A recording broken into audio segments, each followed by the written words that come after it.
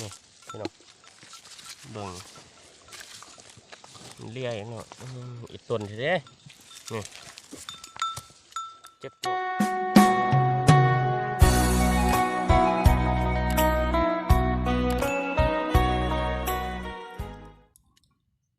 ทักทายส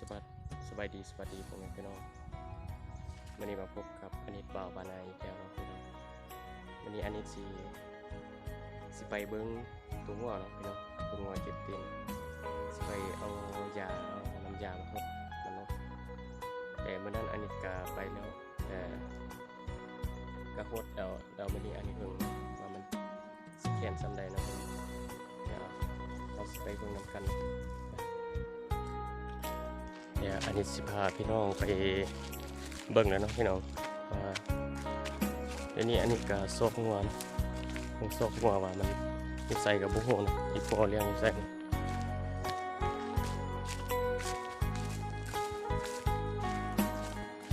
อาจจะไปเบิ่งกันนะพี่น้องว่ามันสิพกแขนแล้วว่าจะได้เนาะพกแขนอันนี้ก็สิซอกซื้อยาเขาเป็นเจ็บตีนเนาะเป็นยาปักเปื่อยลงเล็บพี่น้องลองไปเบิ่งเนาะว่ามันเป็นยังไงอันนี้ก็ง้อข้าวเจ้านะพี่น้อง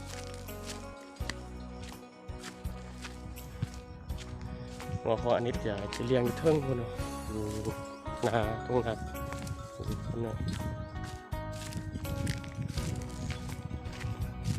นี่อันนั้นก็พ่อเนาะมันป่วยยังเมื่อยอยู่ตัวย่างเลยนี่อยู่นี่เนาะ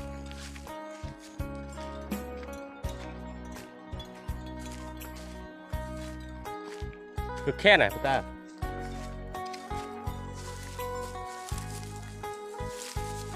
ดูมาเจ็บตีนเนาะนี่ตัวดำ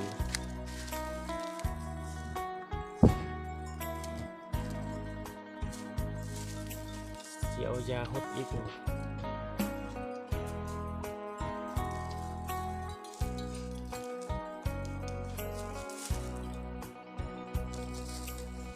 อันนี้ก็น้ำยาต้มเปลือกมะกอกเนาะแล้วก็ใส่เกลือนิดนึงสี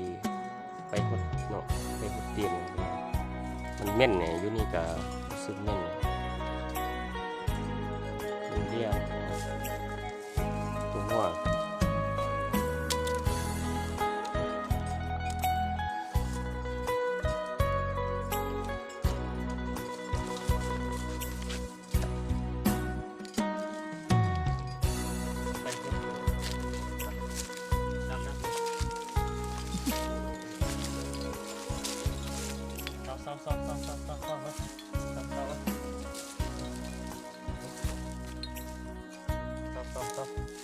ดำเอาเข้ามาเร็ว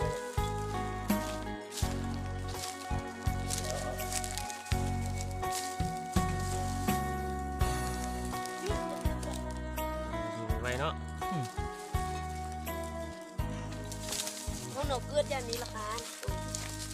นั่น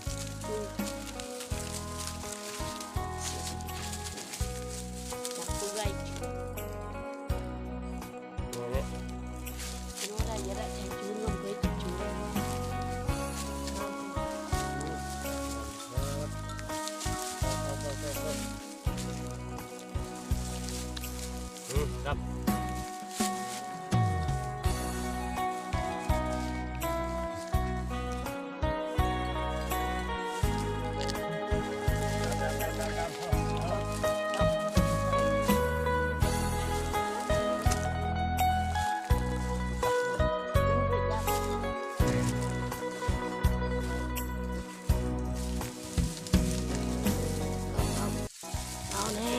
เอาแดงเลย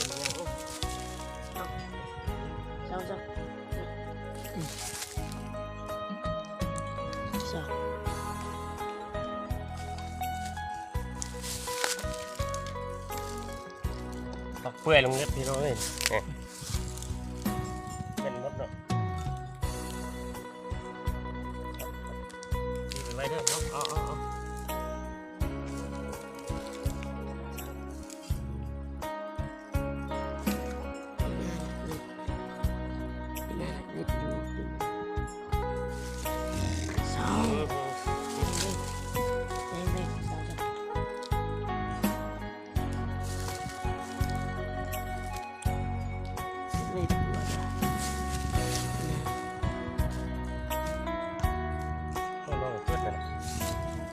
Uno hansinan itu. Gue ya gini. Pada kru kru. Sok jasak itu. Ini dia bisa kasak. Saya kong impus juga tuh.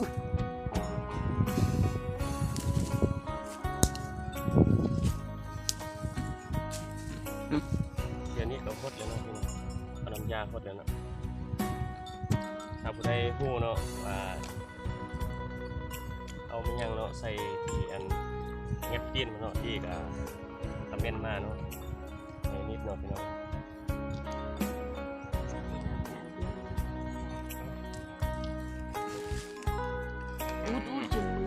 Tom nang kun nang eri demi. Keluar cekuk dan punya kau pun. Om luki dia om depir.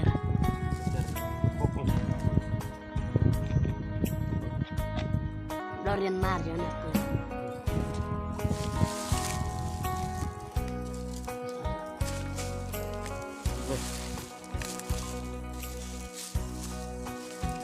เจ็บเตียน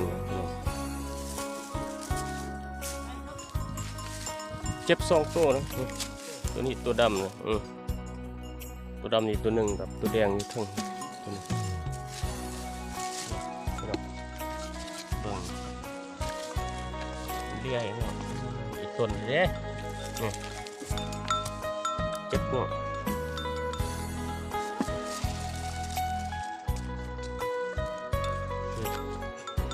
มันเป็นอย่างนี้หมดเลย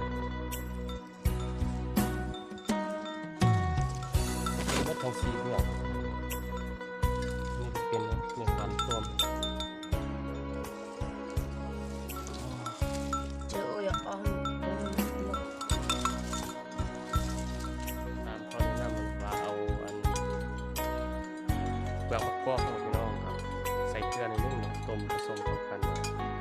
ให้มันอุ่นให้น้ำอุ่นแล้วก็ไปฮอดอันนี้ก็ใส่สูตรตัวนั้นไปโคตรโลเบอร์เนาะถ้ามันบอดี้อันนี้ก็จะสอกซื้อยาเนาะมาสอกซื้อยามาสักหรือว่ามาใส่เนาะเดี๋ยวนี้อันนี้ก็พระเจ้าก็ว่าเอามักเฟืองผมพี่น้องเอามักเฟืองเนาะที่ตอนนั้นมันอันนี้กะซีเดี๋ยวนี้อันนี้กะซีเมื่อเอามักเฟืองไก่ซีฮอดโกงมะขามเลยเนาะพี่น้องโกงมะขามมักเฟืองพระเจ้าปลูกอยู่หน้าเนาะอยู่ตรงหน้าพี่น้องอันนี้กับเมียนบ้านเก่าเขาตะกี้เนาะพี่น้องบ้านเก่าเขาตะกี้เนาะแถวนั่นนะอันนี้มันเขาจะปลูกเป็นมะขามบ่มะม่วงแต่ว่าไม่ไผ่แต่ว่ามะกระทันเนาะพี่น้อง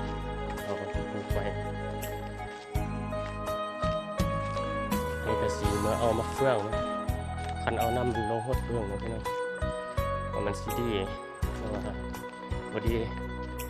อันนี้กาบุหัวเลยเนาะลองเบิ่งเนาะพี่น้องอันนั้นกลมมักเฟืองเป็นมากบักไล่เนาะพี่น้องปีนี้อันนี้ก็เห็นเมื่อนั้นเนาะว่าจะเอาใส่ตัวงัวนี่ใส่ก็เอามาแล้วเนาะมักเฟืองว่านพี่น้องโอ้สุดยอดแหละซองนี้เนี่ยอยากกินส้มนี่กินได้อยู่เนาะเดี๋ยวอันนี้เอามาใส่กินตัวงัวพี่น้องลงขั้นเอาน้ำมันใส่เบิ่งเนาะ อันนี้ก็มะขามพี่น้อง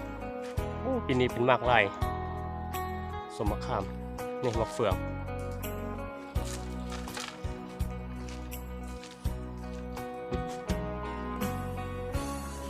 ยอดเลยพี่น้องนี่อันนี้ก็เป็นมากเบิดเนาะนี่โอ้ยตัวแดงแดงพี่น้องมากเบิดเนาะพี่น้อง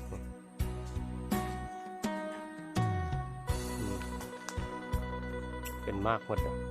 อันเนี้ยเลยเดี๋ยวนี้ก็สีลงคันเอาน้ำนะพี่น้องใส่ตีตัวม่วงปลูกยากอะโซฟุกเบิดแล้วมันจะได้ต้ม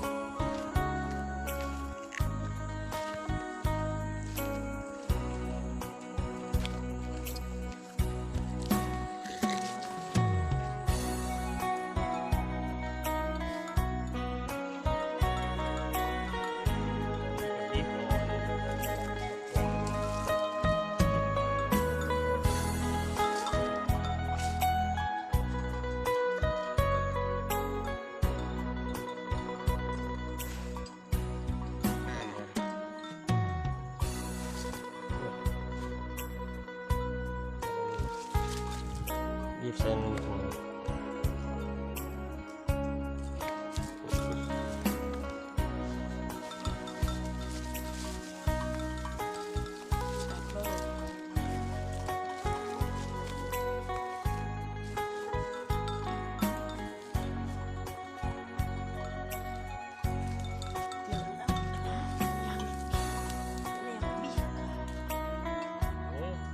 มัดก่อน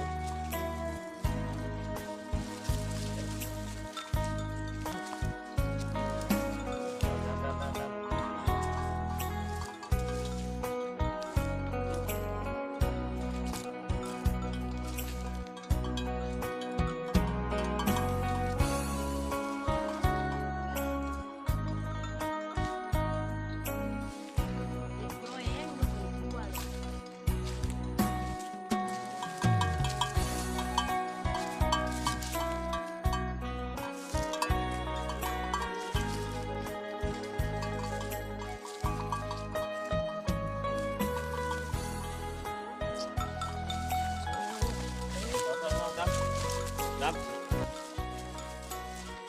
โอ้โหอันนี้มานี่เศร้าเลยเศร้าตัวให้ดีเนี่ย นี่sao sao iya yêu sao sao bữa sao sao lâu bữa sao ใส่ไล่เลยอะไรนะพี่น้องเดี๋ยวนี้อันนี้กาขั้นเอานำมะเฟืองใส่เสร็จแล้วเนาะแต่สำหรับคลิปนี้เนาะพี่น้องอันนี้กาสีจบอย่างเท่านี้เนาะเป็นจังใดกาอะไรที่หูยาอย่างเนาะกาฝากเม่นมาเนาะว่ายาอย่างที่รักษาได้เนาะพี่น้องกาเม่นแห่นิดเนาะอันนี้กับบุหูยาอย่างเนาะพี่น้องมีแต่เอากบมะกอกมันกับเกลือต้มผสมเข้ากันเนาะแล้วก็เอามะเฟืองเนาะคันเอาน้ำมันใส่เบิ่งเนาะพี่น้องถ้าผู้ใดได้ฮู้เนาะว่ายาหยังที่รักษาได้เนาะก็คอมเมนต์บอกอันนี้เนาะพี่น้องสำหรับคลิปนี้อันนี้ก็จบเพียงเท่านี้เด้อพี่น้องพบกันใหม่คลิปต่อไปเด้อพี่น้องบาย